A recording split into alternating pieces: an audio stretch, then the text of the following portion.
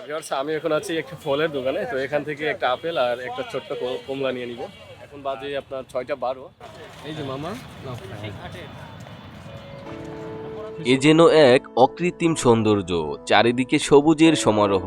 এটি পৃথিবীর অন্য কোনো দেশ নয়, এটি আমাদের বাংলাদেশের গোপালগঞ্জ জেলা।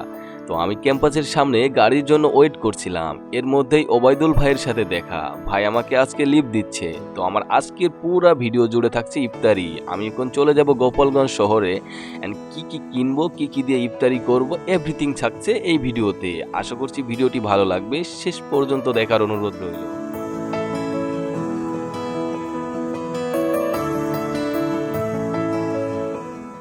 আসসালামু আলাইকুম। আমি রাব্বুল হোসেন, আশা করছি আপনারা সবাই ভালো আছেন।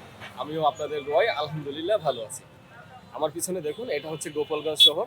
তো গত কয়েকদিন আগে গোপালগঞ্জ শহরে আমি আর আমার বন্ধু ইফতার করেছিলাম। তো আমার খুবই ভালো লেগেছিল। তো আমি ভাবছি পরে আরেকদিন আসবো। তো আজকের দিনটা চুজ করে নিয়েছি, অ্যান্ড আজকে আসছি গোপালগঞ্জ শহরে ইফতারি করার জন্য। তো এখন আমি শহরে এইমাত্র পৌঁছাইলাম। দেন আমি এখন কেনাকাটা করবো। দেন এই পাশটাতে বসবো, লেক পরে বসবো ইফতার করতে। তো আমার সাথে থাকুন অ্যান্ড এনজয় করুন আজকের ভিডিওটি।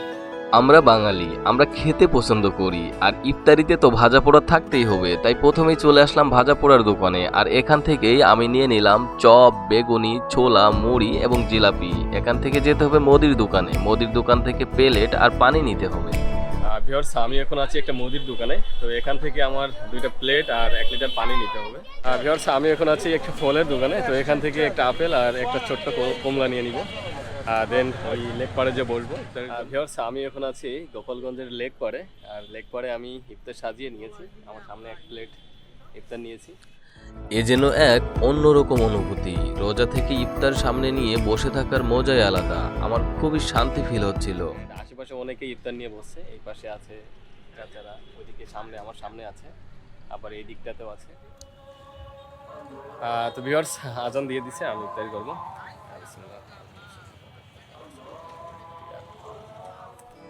সত্যি আজকের এই নতুন অভিজ্ঞতা আমাকে অনেক বেশি মুগ্ধ করেছে। আমি অনেক বেশি স্যাটিসফাইড।